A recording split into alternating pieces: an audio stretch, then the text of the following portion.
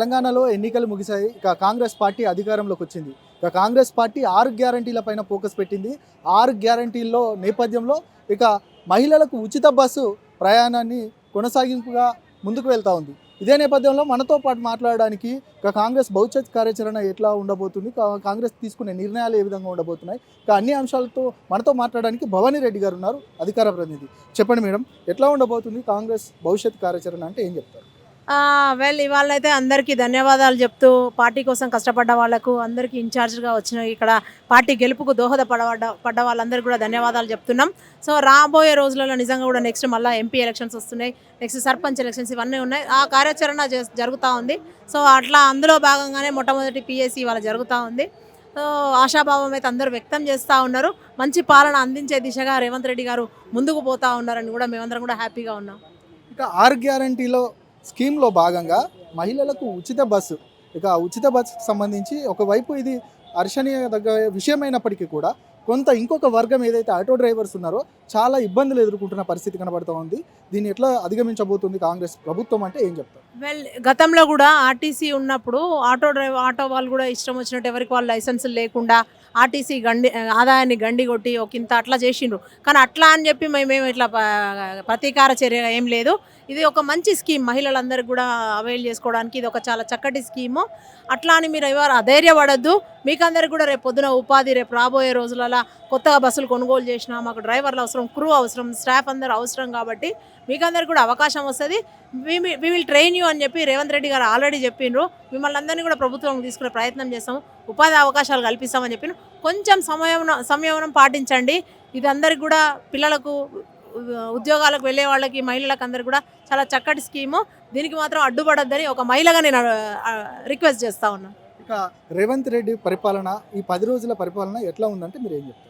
It's like 10 రోజులలోనే అందరు ఏమంటున్నారు, గుప్తుల కాలాన్ని మరిపిస్తూ ఉన్నాడు అని అంటా ఉన్నారు అందరు కూడా. ఈ 10 రోజులే కాదు, 10 ఏళ్ళు కాదు, 20 ఏళ్ళు అయినా సరే పరిపాలించాలి అనే విధంగా పరిపాలిస్తాడని అయితే అనుకుంటున్నాం. ఎందుకంటే 20 ఏళ్ళు తన రాజకీయ జీవితంలో మొత్తం ప్రతిపక్షంలోనే ఉన్నాడు. ఇతనికంటే రేవంత్ రెడ్డి గారి కంటే కూడా ఇంకెక్కువ ప్రజా సమస్యలు ఎవరికి తెలుస్తుంది, ప్రజలకు నిజంగా కూడా చక్కటి పరిపాలన అందించడానికి ఇంతకంటే గొప్ప నాయకుడు ఎవరు వస్తారు అనే దిశగా కూడా అందరు అంటా ఉన్నారు. నా అభిప్రాయం కాదు ఇది, అంటే నేను కాంగ్రెస్ లీడర్గా మాట్లాడుతున్నా అనుకుంటారు మీరు.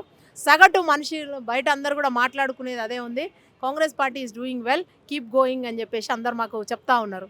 మీరేమో గుప్తుల కాలం నాటి పరిపాలన అని మీరు అంటున్నారు. బీఆర్ఎస్ వాళ్ళు చెప్తా ఉన్నారు, ఇప్పటికీ మేము అధికారంలోకి రావడంతో రైతు బంధు రిలీజ్ చేస్తామని అన్నారు. ఇక రైతులు కూడా నిజంగా చాలామంది చెప్తా ఉన్న నేపథ్యం, రైతు బంధు ఇప్పటికీ కూడా వారికి పెట్టుబడి సహాయంగా రాలేదు అనేది ఒక విమర్శిస్తున్నారు. దీన్ని ఎట్లా చూస్తారు? లేదు, ఆల్రెడీ రైతు బంధు స్టార్ట్ అయింది యాజ్ ఇట్ ఈస్గా. అంతకుముందు అంటే ఒక లాగా ఏమన్నా మళ్ళా దాని రూట్ మ్యాప్ ఏదైనా చేద్దామా, దాని రోడ్ మ్యాప్ అని అనుకున్నారు. కానీ రైతులకు ఇచ్చే పెట్టుబడి ఆగకూడదు, కాలం అయింది, మళ్ళీ వాళ్ళకు విత్తనాలు వేసుకునే టైం అని చెప్పేసి యాజ్ ఇట్ ఈస్గా గతంలో ఎట్లా కొనసాగిందో అట్నే చేస్తున్నారు. రాబోయే రోజులలో దాని మీద సమీక్ష నిర్వహించి తప్పకుండా అది ఎలా ఇవ్వాలనేది మాత్రం చేస్తారు. రైతు బంధు ఆల్రెడీ అయిపోయింది. నెక్స్ట్ మేము చేయాల్సిన ఎక్సర్సైజ్, మేము చేస్తామన్న ఏకకాలంలో రుణమాఫీ ఏదైతే ఉందో వాళ్ళు చేస్తామని చెప్పి 10 ఏళ్ల పాలన వాళ్ళు అటు ఇటు గడిపినరు, వాళ్ళు చేయలేనిది ఏదైతే ఉందో మేము చేసి చూపిస్తామని చెప్తా ఉన్నాం. ఇక ఏదైతే ఒక ప్రాపగండా అనుకోవచ్చా, లేదంటే డైరెక్ట్ చెప్తా ఉన్నారు బీఆర్ఎస్ నాయకులు, ఇక 6 నెలలు మాత్రమే ఈ కాంగ్రెస్ ప్రభుత్వం ఉండబోతుంది, మిగతాది రానున్నది మా ప్రభుత్వమే అని చెప్తా ఉన్నారు కడియం శ్రీహరి లాంటి వాళ్ళు. దీన్ని ఎట్లా చూస్తారు? అదే అనిపిస్తుంది ఒక్కోసారి. కడియం శ్రీహరి లాంటి వాళ్ళు, కేటీఆర్ లాంటి వాళ్ళు వాళ్ళకు మళ్ళా అవకాశం ఇచ్చి ఒక రాజ్యాంగబద్ధమైన పదవిలో కూర్చోబెట్టి అసెంబ్లీకి పోయి మీరు చట్టాలు రాసే చోట, శాసనాలు జరిగే చోట మీరు ఉండండిరా, ప్రజలకు సుపరిపాలన అందించే దిశగా మీరు ప్రయత్నం చేయండి అంటే వాళ్ళు అధికార పార్టీ మీద ఇట్లా బురద చల్లడం, మిమ్మల్ని చీలుస్తామని డైరెక్ట్ హెచ్చరించడం లాంటిది. ఇది కాదు. మీ ముందుగాల వాళ్ళ పార్టీ ఉంటుందా లేదా చూసుకోమనండి. ముందుగాల ప్రతిపక్ష రోలు చక్కటి రోల్ అది.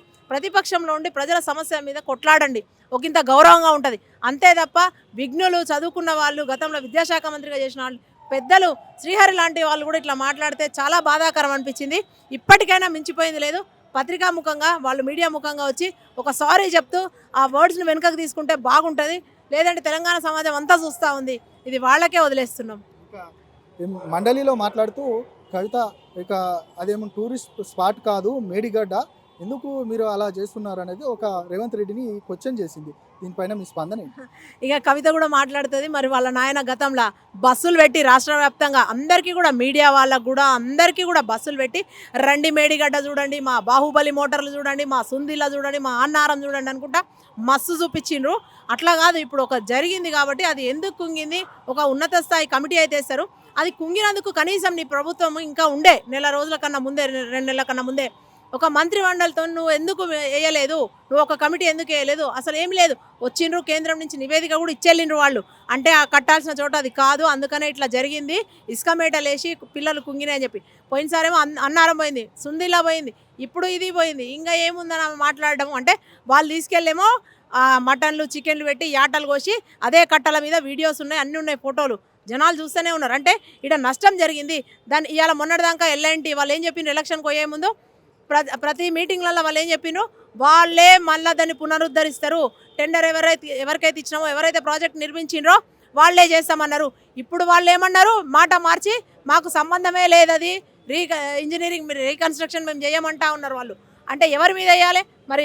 బరాబర్ పోతారు మా మంత్రులు, దానికి సంబంధించిన శాఖ మంత్రులు ఉన్నారు, ముఖ్యమంత్రి పోతారు, అవసరమైతే మేమందరం కూడా పోతాం, పౌర సంఘాలు కూడా పోతాయి రేపు పొద్దున. ఎవరిని ఆపుతావు, ఏంది అది? సో మీరు కొంచెం అందుకనే తెలివి తెచ్చుకొని, అది మండలి, శాసన మండలి అంటే చాలా గొప్పగా మాట్లాడాలి, మేధావులు ఉండే సభ అది. నువ్వు ఇట్లా మేధావిలాగా మాట్లాడితే ఎవరం ఏం చేయలేం. ఇది మొత్తానికి భవానీ రెడ్డి గారు చెప్తా ఉన్నారు. ఎమ్మెల్సీ కవిత గారు ఇక మండలిలో ఉన్నారు, అది పెద్దల సభ, పెద్దలు మాట్లాడే విధంగా మాట్లాడాలి తప్ప ఇట్లాంటి మాటలు మాట్లాడొద్దంటూ కూడా భవానీ రెడ్డి చెప్తా ఉన్నారు. ఖచ్చితంగా 6 గ్యారంటీలు అనేది ఖచ్చితంగా మేము అమలు చేసి తీరుతాము, ఖచ్చితంగా ప్రభుత్వము మాదేం కూలిపోదు, ఇక దాదాపు ఇంకా 5 సంవత్సరాలు కొనసాగుతూనే ఉంటుందంటూ కూడా భవానీ రెడ్డి చెప్తున్న పరిస్థితి.